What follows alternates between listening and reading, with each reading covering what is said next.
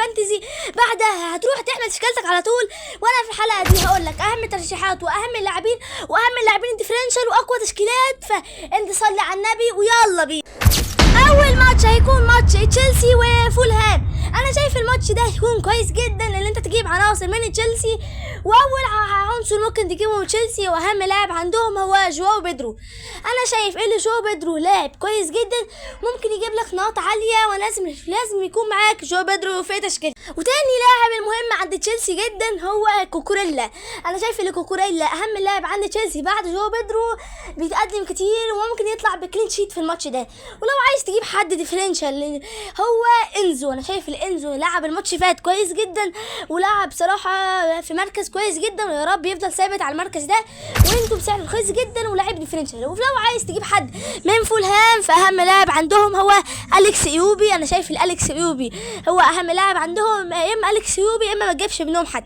والماتش اللي بعد كده هو ماتش ايفرتون وولفز. بعد ما شفنا بصراحه اداء جريلش، فانا بقول لك اهم لاعبين من ايفرتون اهم لاعب هو عندهم هو جريلش. انا شايف ان جريلش عمل اسيستين الماتش اللي فات، بس هم عندهم الجدول الباقي صعب، فانت لو معاك فري هيت اعمل هات جريلش بس. ولو اهم لاعب عندهم التاني هو ندي. انا شايف اللاعب ده كويس جدا وممكن يعمل حاجه. ولو عايز تجيب لاعب من ولفز فهفضل اقول لك اهم لاعب عندهم هو ستالدراسن. هو الخطوره عندهم وفي الكهرباء ونزل 10 دقايق جاب له جونين، وانا بقول لك الستالدراسن هو اهم لاعب عندهم. وانا بتوقع الماتش ده ينتهي لصالح ايفرتون بس مش بالكلين شيت. وتالت ماتش معانا هو ماتش توتنهام وبورموس. بعد ما شفنا اداء توتنهام قدام مانشستر سيتي، فانت لازم يكون معاك لاعب منهم. فاهم العناصر عن توتنهام اول عنصر مهاجم هو ريتشارلسون. المهاجم ده بصراحه بسعر رخيص جدا فلازم يكون معاك. والماتش اللي فات عمل مساهمه، والاول ماتش عمل مساهمه وشكله عامل فورمه يعني في الموسم ده. وتاني لاعب لازم يكون معاك هو قدوس. انا شايف ان قدوس بصراحه خيار كويس جدا للماتش ده. ولو عايز تجيب حد كمان فممكن تجيب من عندهم جونسون. انا شايف ان جونسون وقدوس هم اخطر لاعبين في الوسط واهم لاعبين في الدفاع. لو عايز تجيب منهم حد هو بيدرو بورو، هو ده اهم لاعب عندهم. انا شايف كده بصراحه. فلو عايز تجيب حد من بورموس فانا برشح لك سيمينيو، بس هو اخطر لاعب عندهم، فلازم يكون معاك حد من توتنهام. وانا بتوقع الماتش هيخلص صالح توتنهام وبتحقيق الكلين شيت. ونيجي الرابع ماتش مانشستر يونايتد وبيرلي. انا بصور الحلقه دي ودلوقتي خسران 2-0، فممكن يعني يحصل لنا ممكن ما نتقلش منهم يعني. فاهم اللعيبه من يونايتد هو امبيمبو وكونيا. انا شايف الامبيمبو وكونيا دول اهم لاعبين في الفرقه، ما تجيبش حد منهم تاني، هم اخطر لعيبه في الفرقه. وابعد عن برونو فرنانديز، لو معاك سيبه بس ما تجريش تجيبه علشان هو عنده بيلي يعني، لا هو الجوله دي لو عندك بس بعد كده بروح بيعه. واهم اللاعبين مع اليونايتد هم امبيمبو وكونيا. واهم اللاعبين من بيرلي لو عايز ترسك وتجيب حد هو انسوني، هو افضل لاعب عندهم. انا شايف هو افضل لاعب عند بيرلي، فلو عايز تجيب حد من بيرلي يعني. وانا بتوقع الماتش ده هيخلص لصالح بيرلي ومش بالكلين شيت. ونيجي للماتش اللي بعده ماتش ساندرلاند وبرينفورد. الماتش ده هيكون كويس جدا لان انت تجيب عناصر من برينفورد، واهم اللاعبين من برينفورد هو الصفقه الجديده دانجو واتارا. بعد ما شفنا اداء قدام استون فيلا ولعب اداء كويس جدا وجايب 13 نقطه، فاكيد لازم يكون معاك دانجو واتارا في فرقتك، وهو عنده كمان ماتش سهل زي ساندرلاند. فانا بنصحك انت لازم يكون معاك دانجو واتارا. وفي خط الوسط لو عايز تجيب حد تاني فممكن تجيب شادي. شايف اللي شادي كويس جدا. وفي خط الدفاع لو عايز تجيب حد فممكن يكون كوالنيز، هو المدافع اللي ب5 مليون. انا شايف ده افضل مدافع عنهم. ولو عايز تجيب حد في الهجوم فاهم عنصر عندهم هو تياجو، اللي مع المهاجم اللي معاه ضربات الجزاء واللي معاه تقريبا كل حاجه الفرقه. ولو عايز تجيب حد من ساندرلاند فاهم لاعب عندهم هو ادينجرا، بس انا بصراحه مش بنصحك تجيب حد من ساندرلاند الجوله دي. وانا بتوقع الماتش ده هيخلص لصالح برينفورد وبالكلين شيت. والماتش اللي بعده ماتش نيوكاسل وليدز. الماتش ده هيكون اهم ماتش ليك في الجوله علشان انت هتختار منه لاعبين كتيره جدا. واهم لاعبين من نيوكاسل اهم لاعب اكيد هو إيلانجا، اللاعب الكويس جدا وشايفه ان هو ممكن يعمل حاجه الماتش ده. وتاني لاعب هو بانس.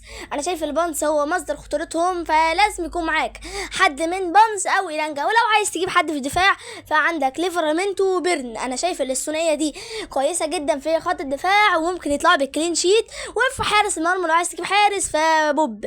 فانا بقول لك انت لازم يكون معاك عناصر من نيوكاسل، فما انصحكش تجيب اي عنصر من ليدز، وانا بتوقع نيوكاسل هيكسب الماتش ده وبتحقيق الكلين شيت. والماتش اللي بعد كده هيكون ماتش مانشستر سيتي وبرايتون، واهم اللاعبين من ماتش مانشستر سيتي اكيد اول لاعب هو هالاند، عنده ماتش سهل زي برايتون ان شاء الله ما يخذلناش زي الجوله اللي فاتت، فلازم يكون معاك هالاند في تشكيلتك.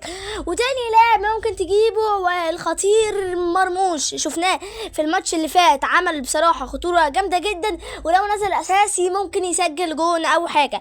وبعد بقى شفنا بقى اصابه ايت نوري، فبديله هو كوكوريلا يعني او كوكوريلا، بس يعني هو ده بديل ايت نوري.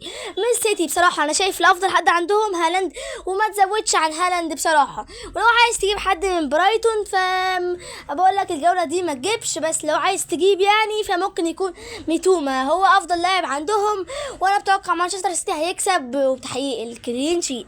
ونيجي للماتش اللي بعده ماتش نوتنغهام فورست وويست هام، الماتش اللي هيكون اهم ماتش ليك لازم تستغله، واهم لاعب لازم تجيبه من نوتنغهام فورست هو كريس وود المهاجم اللي ممكن يعمل خطوره جدا، وويست هام مستقبل لحد دلوقتي جوان كتيره جدا، فانت لازم يكون معاك كريس وود. لو مش في تشكيلتك يبقى انت ما تلعبش فانتسي، لازم يكون معاك كريس وود.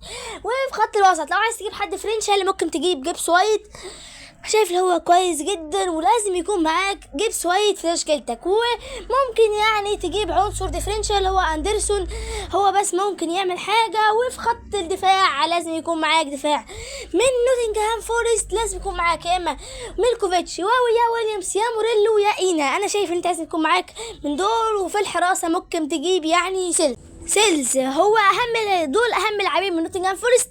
لو عايز تجيب حد من ويست هام فاهم اللاعبين هو لوكاس باكيتا وبوين، وانا بتوقع الماتش ده يخلص لصالح نوتنغهام فورست وبتحقيق الكلين شيت. ونيجي بقى للقمه ماتش ليفربول وارسنال، اهم لاعبين من ليفربول لازم يكون معاك يا اما محمد صلاح يا اما جاكبو، ولا دول اهم لاعبين في الوسط. وفي الهجوم لازم يكون معاك ايكيتيكي، هو بصراحه كويس جدا وكل ما ينزل بيثبت نفسه. انا شايف انت لازم يكون معاك حد من ليفربول للماتش ده. ولو عايز تجيب حد من ارسنال فاهم لاعبين عندهم الخيارات الدفاعيه عشان الكورنرات، فممكن يكون معاك تيمبر. ولو عايز تجيب حد في الهجوم فممكن تجيب جيوكريس.